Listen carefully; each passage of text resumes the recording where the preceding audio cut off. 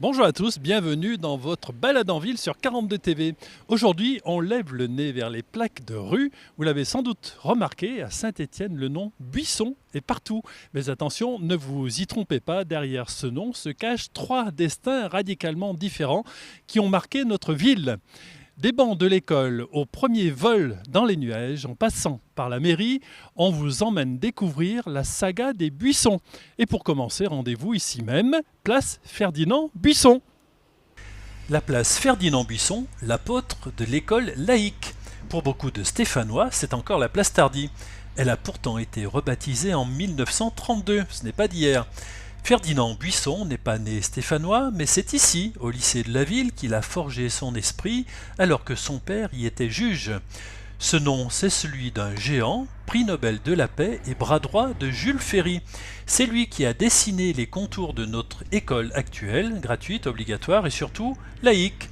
Un philosophe engagé qui a passé sa vie à défendre les droits de l'homme. Le cours Pierre-Lucien Buisson, le rêve d'Icare.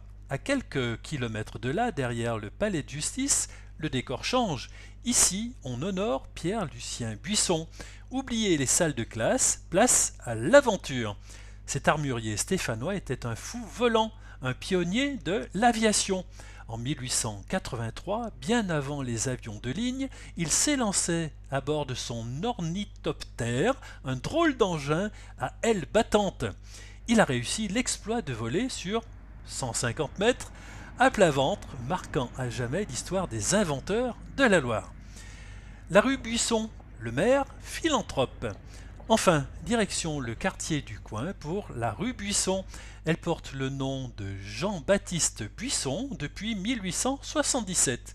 Lui, c'était l'enfant du pays, né à Saint-Genélaire, fabricant de rubans et éphémère maire de Saint-Étienne sous l'Empire.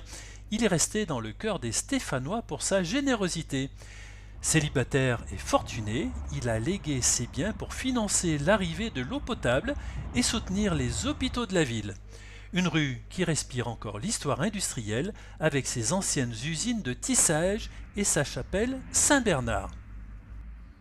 Trois lieux, trois hommes, trois héritages. La prochaine fois que vous traverserez la place ou le cours Buisson, vous saurez si vous marchez sur les traces d'un pacifiste, d'un inventeur ou d'un bienfaiteur.